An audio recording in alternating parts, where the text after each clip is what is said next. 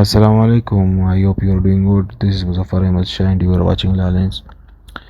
आज का जो हमारा टॉपिक है वो है कानूनी शहादत ऑर्डर, जो कि LLB 7 सेमेस्टर वालों के लिए भी बहुत ही इम्पोर्टेंट है।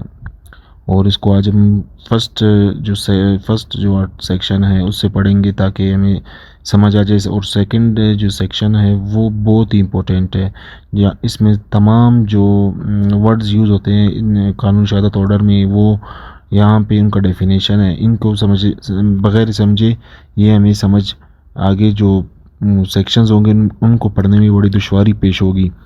तो सबसे पहले हम लोग जो शॉर्ट टाइटल, एक्सटेंट और कमेंसमेंट को पढ़ेंगे। जो इसका जो कानूनी शहादत ऑर्डर है, इसका जो तारीख़ है उसमें बताया गया कि कानूनी शहादत ऑर्डर 1984 में इन्फोर्स हुआ था। और सब सेक्शन क्लॉज 2 की ये कहता है कि पूरे पाकिस्तान में ऑल जुडिशल प्रोसीडिंग्स है उन पे अप्लाई होता है। कोर्ट मार्शल्स और ट्रिब्यूनल जैसे भी जो भी अथॉरिटी हो जो कि एक्सरसाइज करता है जुडिशल पावर्स का, उन सब पे अप्लाई होता है। इंटरप्रिटेशन में मैं ये कहता हूँ कि जो जितने भी डेफिनेशंस है इनको आपने बड़े गौर से सुनना है, और इनमें बड़े अच्छे जो ऐसे मतलब 8 टर्म्स हैं वो यूज़ होते हैं। इनको समझिए बगैर आप कानूनी शहादत ऑर्डर नहीं पढ़ सकते, आपको मुश्किलात पेश होंगे। क्लॉज 1 कहता है सेक्शन 2 का, in this order unless there is anything repugnant in this subject और कॉन्टेक्स्ट, यानी कि जितने भी इस ऑर्डर में डेफिनेशंस बताए गए हैं उन्हीं को उसी तरह ही समझा जाएगा। अनलेस अगर किधर कोई एक्सेप्शन दिया गया हो तो फिर वो उसको उसी हिसाब से समझा जाएगा। तो सेक्शन 2 का जो सब क्लॉज ए है वो कहता है कोर्ट क्या है। कोर्ट इंक्लूड्स ऑल जजेस and magistrates and all persons except arbitrators legally authorise to take evidence, यानी कि कोर्ट में क्या क्या इंक्लूड है। कोर्ट किस चीज़ का मजमूआ है? जजेस का, मजिस्ट्रेट्स का। जजेस वो होते हैं जो सिविल केसेस के साथ डील करते हैं, और मजिस्ट्रेट वो है जो क्रिमिनल प्रोसीडिंग्स डील करते हैं। और वो लोग जिनको लीगली इख्तियार दिया गया है कि वो कानून की मतलब एविडेंस ले, उनमें इसमें एक चीज़ शुमार नहीं होता एक्सेप्ट आर्बिट्रेटर्स। आर्बिट्रेटर्स वो होते हैं जो ख़ुद फैसले करते हैं। फॉर एग्जांपल कबायली लोग होते हैं जो सरदार वगैरह है, वो आर्बिट्रेटर्स है। आर्बिट्रेटर्स एक्ट में सारा वो डिफाइन किया गया है। बी ये कहता है कि document means any matter express और describe upon any substance by means of letters, figures or marks, or by more than one of those means intended to be used or which may be used for the purpose recording that matter। यहाँ पे जो document है वो according to कानूनी शहादत order document उस चीज़ को बोलते हैं जो कि एक्सप्रेस्ड है।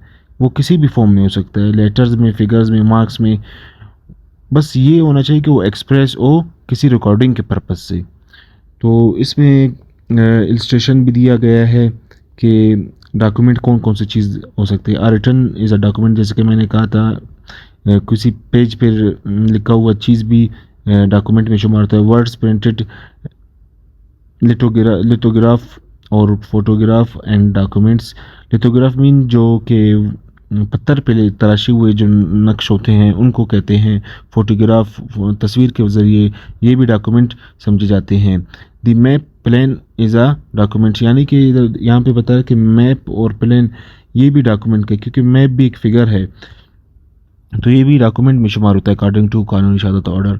यानी inscription on a metal plate और स्टोन इज़ अ डॉक्यूमेंट। या पहले भी मैंने बताया था कि जो मेटल है या तो कोई स्टोन उस पर जो तराशा हुआ जो भी चीज़ होगा या उस पर लिखा हुआ जो भी चीज़ होगा वो भी डॉक्यूमेंट समझा जाएगा। आती है क्लॉज सी पे एविडेंस। एविडेंस क्या है? Evidence includes all statements which court permits और requires to be made before it by witness relation to matter of fact under inquiry. Such statements are called oral evidence, यानी कि जो भी गवाह होगा जो अदालत में पेश होगा और अदालत उसे इजाज़त देगा कि वो अपना गवाही पेश करे कोई विटनेस, तो उसको ओरल एविडेंस कहते हैं। यहाँ पे एविडेंस के 2 काइंड्स है, एक ओरल एविडेंस है, एक डॉक्यूमेंटेड एविडेंस है। तो documented evidence, all documents produce for the inspection of court such documents are called documentary evidence. Documentary evidence वो होते हैं जो कोर्ट के सामने मुआयने के लिए पेश किया जाए और कोर्ट इन्हें तलब करे तो वो डॉक्यूमेंटेड एविडेंस में आते हैं। तो आगे जाते हैं फैक्ट्स के बारे में। फैक्ट्स क्या है? Facts includes anything state of things, relation of things capable of being perceived by the sense and number 2, any mental condition of which any person is conscious. यहाँ पे फैक्ट के दो किस्म है, एक है फिजिकल फैक्ट और एक है मेंटल फैक्ट। फिजिकल फैक्ट ये है कि जो हम अपने 5 सेंसेस है, सुनने की काबिलियत, देखने की काबिलियत, बोलने की काबिलियत, इनके ज़रिए जो हम लोग कोई चीज़ परसीव करते हैं वो मटेरियल फिजिकल फैक्ट कहलाता है। और mental condition of which second है, any mental condition of which any person is conscious, यानी कि ये जो इंसान के जो अपने अंदर जो माइंड में जो फैक्ट्स होते हैं, जो कोई फॉर एग्जांपल इंटेंशन है, जो कोई गुड फेथ है, वो भी मेंटल कंडीशन उसमें आता है, मेंटल कंडीशन फैक्ट में आता है। रजिस्ट्रेशन में आपको बताया गया मिसाल के तौर पर, there are certain objects arrange in a certain order on a certain place, यानी कि यहाँ पे मतलब इधर यहाँ पे ऐसी चीज़ें पड़ी हुई हैं, आपके घर में कोई चीज़ पड़ा हुआ है किसी जगह पे, तो वो एक फिजिकल फैक्ट है, उसको आप देख रहे हो, सुन रहे हो। इसी तरह the man heard a sound और समथिंग इज अ फैक्ट, यानी कि कोई बंदा कोई चीज़ सुन रहा है या देख रहा है तो वो भी एक फैक्ट है, क्योंकि हम लोग इसको परसीव कर रहे हैं अपने सेंस के ज़रिए। See that a man said certain words is a fact, यानी कि कोई बंदा अपने मुंह से कुछ कह रहा है तो वो भी एक फैक्ट है, क्योंकि वो अपने सेंसेस के ज़रिए उसे यूज़ कर रहे हैं। डी में दिया गया है मेंटल फैक्ट के बारे में, जो मिसाल है वो दिया गया है, that a man holds a certain opinion as a certain intention acts in a good faith or fraudulently or cause a particular word in a particular sense or it was a specified time conscious of a person sensation is affect, यानी कि यहाँ पे बताया कि हर बंदे का अपना एक ओपिनियन होता है, वो किसी का इंटेंशन क्या होता है, कोई किसी का गुड फेथ या फ्रॉडली कोई फ्रॉड करता है किसी के साथ, तो वो उसके अपने माइंड में होता है, वो बंदा, इसको कहते हैं मेंटल या साइकोलॉजिकल फैक्ट, तो वो उसके अपने मतलब माइंड के अंदर होता है, कोई ओपिनियन हो गया या कोई इंटेंशन हो गया, कोई गुड फेथ या कोई फ्रॉडेंटली। तो इसी तरह बताया गया that a man as a certain reputation is a fact, यानी कि किसी बंदे का इज्जत है वो भी एक फैक्ट है। यहाँ पे बेसिकली बताया गया कि फैक्ट के दो किस्म होते हैं, एक होता है मेंटल फैक्ट, एक होता है फिजिकल फैक्ट। लेकिन आगे जब सिविल केसेस और क्रिमिनल केसेस होते हैं वहाँ पे भी दो चीज़ और यूज़ होते हैं। One fact is said to be relevant to another when the one is connected with the other in any of the ways referred to in the previous of the order relating to the relevancy of facts। यहाँ पे ये जो relevancy of facts है, ये पूरा कानून शहादत order इसी के इर्द गिर्द भी घूमता है, सारा इसी के इर्द गिर्द घूमता है, क्योंकि जो तो कानूनी शहादत ऑर्डर है यहाँ के इसके टोटल जो सेक्शंस है 18 से 68 तक, ये इसी के बारे में है। तो रिलेवेंट फैक्ट उसी फैक्ट को कहते हैं जो कि एक होता है fact in issue, for example A ने बी का कत्ल किया है, ये जो कत्ल है ये फैक्ट इन इशू है, ये मेन डिस्प्यूट है। तो किस नीयत से कत्ल किया इसे ए ने बी को जो इंटेंशन है, वो जो इंटेंशन है या तो उसके बाद जो इवेंट अकर होता है, फॉर एग्जांपल ए ने जब कत्ल किया तो वो भागा 2 महीने के लिए, वो अपने घर नहीं आया, तो वो जो घर ना आना है वो रिलेवेंट फैक्ट है। आप लोगों ने ये ज़हनशीन करना है कि रिलेवेंट फैक्ट हमेशा फैक्ट इन इशू को सपोर्ट देता है और उसे फर्दर मोर क्लियर करता है। आगे आते हैं फैक्ट इन इशू की तरफ।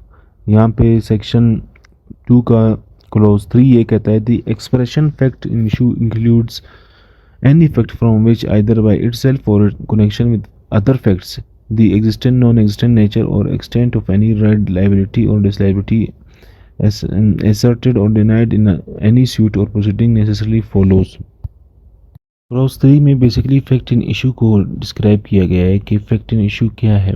तो मैंने पहले भी बताया था कि फैक्ट इन इशू वो डिस्प्यूटेड फैक्ट होता है जो कि बिटवीन पार्टीज़ होता है, जो डिस्प्यूटेड मेन डिस्प्यूटेड फैक्ट होता है वो जो पार्टीज़ के बीच होता है उसके कहते हैं फैक्ट इन इशू। अब यहाँ पे इसे ऐसे एक्सप्लेन किया गया है कि कोई फैक्ट या खुद या किसी दूसरे फैक्ट की मदद से किसी के राइट्स, लाइबिलिटी या डिसएबिलिटी को डिनाई या एसर्ट करता है, वो फैक्ट इन इशू कहलाता है।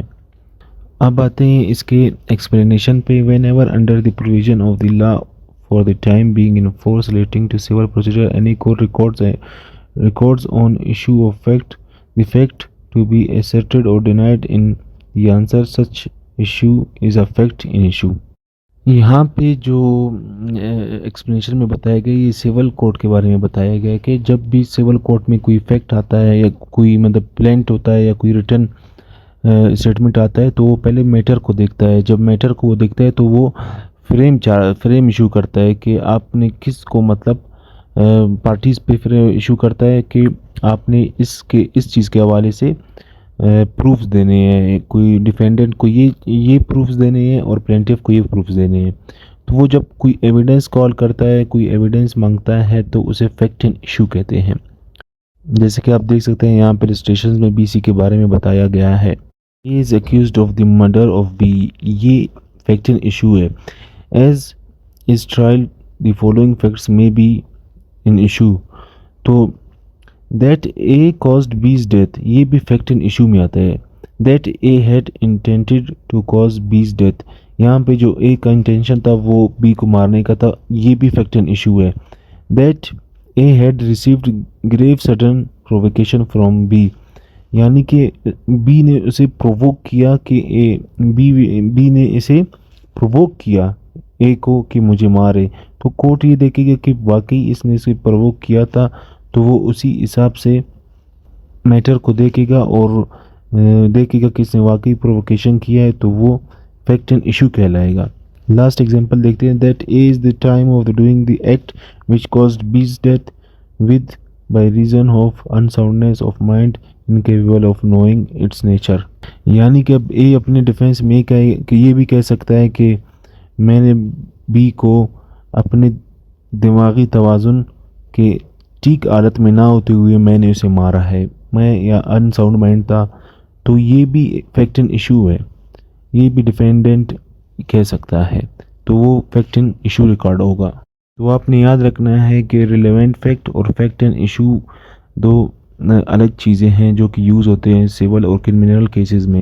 तो गाइस ये लाजमी डेफिनेशंस आप लोगों ने समझना है ये, क्योंकि कानून शहादत के सेक्शन पढ़ने से पहले ये जो डेफिनेशंस है ये आपको आने चाहिए। इंशाल्लाह नेक्स्ट वीडियो में हम आपको proof fact, non proof fact, disproof, may presume, shall presume, इन सब के बारे में इंशाल्लाह आपको बताएंगे। तो इजाज़त दीजिए, अल्लाह हाफ़िज़, अपना ख्याल रखिए।